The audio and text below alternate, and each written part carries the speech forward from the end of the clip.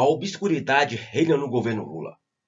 Veja, Lula prometia rever o modelo de negociação política de emendas com o Congresso Nacional.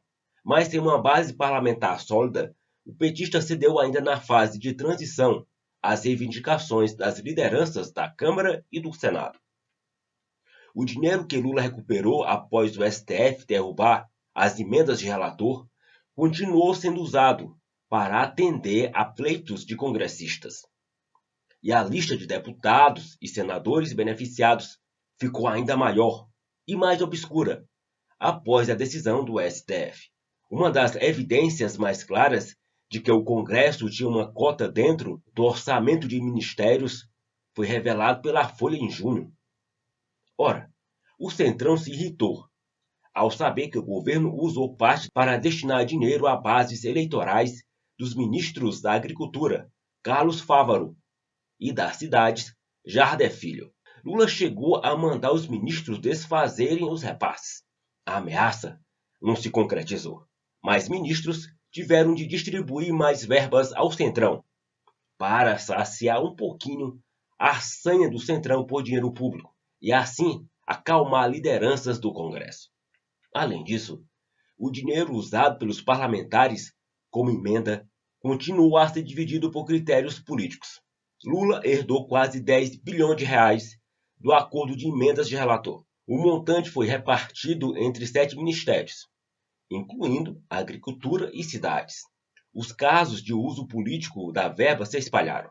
Alagoas foi um dos estados privilegiados. Sabe por quê?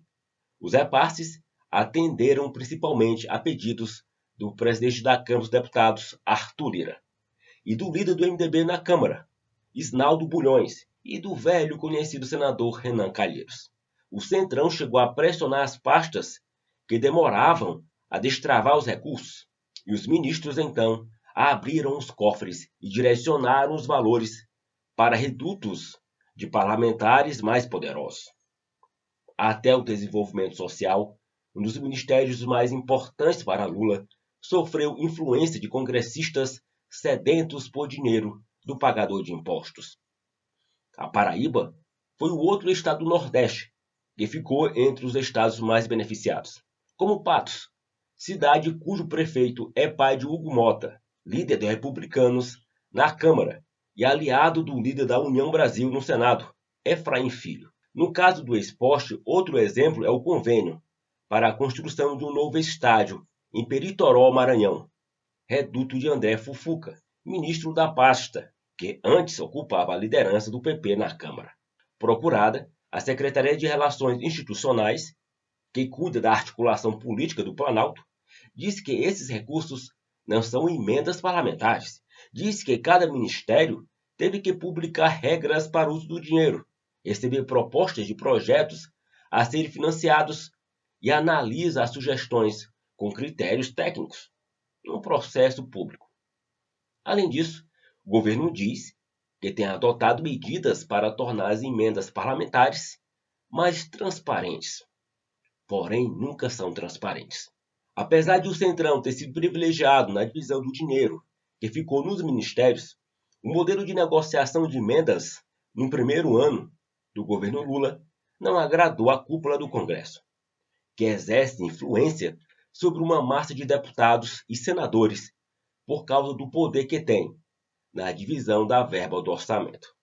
Então, se Lula quiser mais projetos no seu governo cabalístico, aprovados no Congresso, terá que molhar as mãos das lideranças da Câmara e do Senado Federal ainda mais neste ano de 2024.